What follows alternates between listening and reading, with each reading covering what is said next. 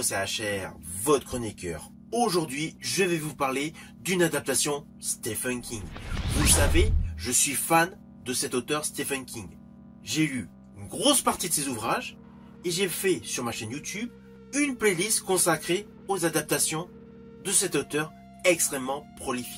Naturellement, sachant qu'il y a la série L'Institut sur HBO Max, j'ai voulu la découvrir. Et avant de vous en parler, en fait, je voulais voir la totalité de la série. C'est pour cela que je viens de terminer cette série.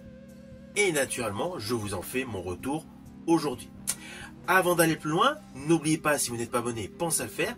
Pensez à la petite cloche pour les notifs. Mais surtout, pensez à me mettre en commentaire ce que vous avez pensé de cette série. Par ailleurs, j'aimerais bien que vous mettez en commentaire, selon vous, la meilleure adaptation des ouvrages de Stephen King. Let's go!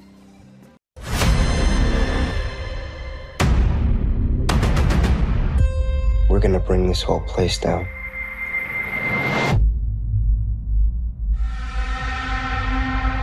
Alors tout d'abord, fiche analytique de cette série. C'est une série américaine créée par Jack Bender qui est composée de 8 épisodes. Elle est adaptée du roman de Stephen King, L'Institut. Alors je ne vous cache pas que cet ouvrage fait partie de ceux que je préfère de Stephen King, dans les plus récents. Sinon, le roman de Stephen King que je préfère, que je mets en numéro 1, est toujours à ce jour Christine. Mais bon, aujourd'hui concentrons-nous sur l'adaptation de ce roman, qui a l'histoire suivante.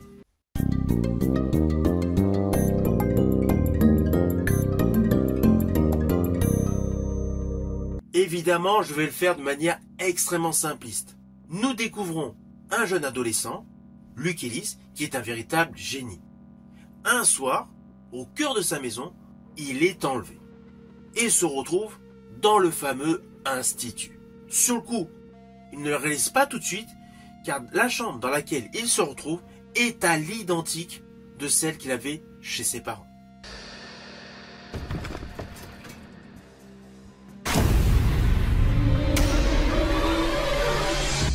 Welcome to the Institute. Assez rapidement, il s'aperçoit qu'il y a plusieurs individus comme lui, des jeunes, même des beaucoup plus jeunes, qui se retrouvent enfermés dans cet institut. Parallèlement, nous découvrons le personnage d'un nouveau fonctionnaire de police qui arrive dans la région et qui était intrigué par pas mal de petits détails dans la ville à côté de cet institut. Alors ne vous inquiétez pas, je n'irai pas plus loin sur les lignes scénaristiques, j'ai pas du tout envie de vous spoiler. Je préfère comme d'habitude que vous découvrez par vous-même. Mais je tiens à vous préciser que cette adaptation est une très bonne adaptation. Alors oui, il y a un côté où c'est légèrement adouci.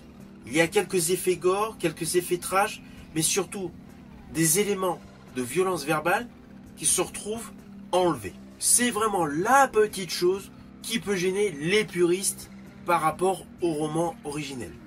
Il y a un côté plus familial qui est mis en avant et un côté adolescent qui peut en quelque sorte écarter une partie du public.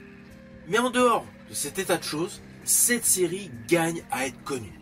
On va pas se mentir, toute l'ambiance froide du laboratoire d'expérience de l'Institut semble vraiment s'échapper du roman.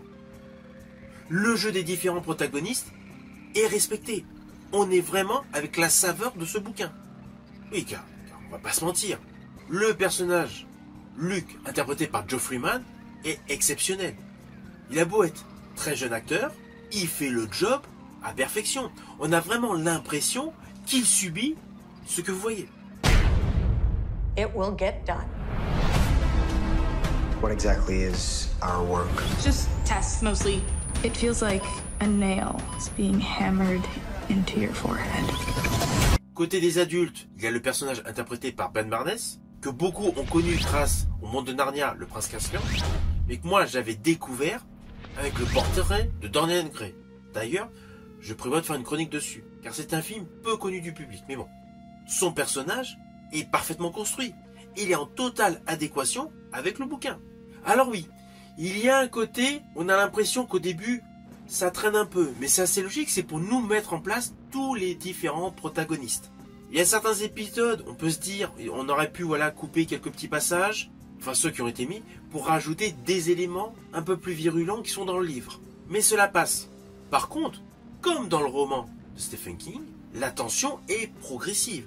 C'est pour cela que selon moi, sur la totalité de la série des 8 épisodes, les 2 meilleurs épisodes sont le 7 et 8. Là, la tension est totalement grandissante. Car l'ambiance visuelle est en totale adéquation avec le livre et la tension narrative ne cesse d'augmenter au fil des épisodes. C'est une adaptation assez classique, c'est un roman d'horreur, certes, mais qui a été légèrement aseptisé. Mais par rapport au rendu visuel, cela ne gâche aucunement le plaisir de la regarder. Car contrairement à certaines adaptations des romans de Stephen King, toutes les grandes lignes de l'ouvrage sont respectées. Congratulations For for being here. my parents, do they know where I am? Are they alive? Of course. We're not monsters. Alors naturellement, c'est une série que je vous invite à découvrir. Elle vaut le détour. Ce n'est pas la meilleure adaptation des romans de Stephen King, mais cela reste une très bonne adaptation. Les points cruciaux, les points importants du roman sont présentés à l'écran.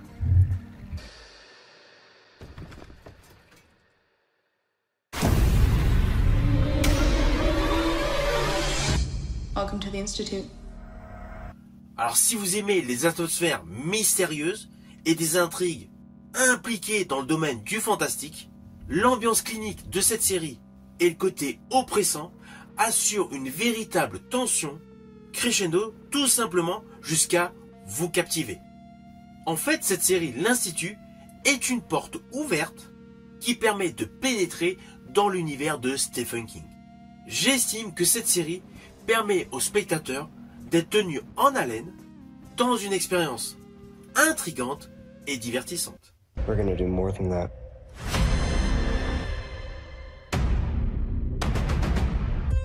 We're gonna bring this whole place down.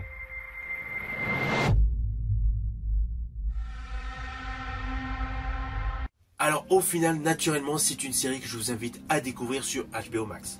Vous pouvez la voir également par le biais de Canal+. Il y a certes des petits détails qui ont été enlevés, mais la colonne vertébrale de l'ouvrage est tout simplement présentée dans les 8 épisodes. C'est pour cela que je vous invite à la découvrir. Cette adaptation fait partie des bonnes adaptations des romans de Stephen King. Je vous dis à bientôt pour une prochaine vidéo.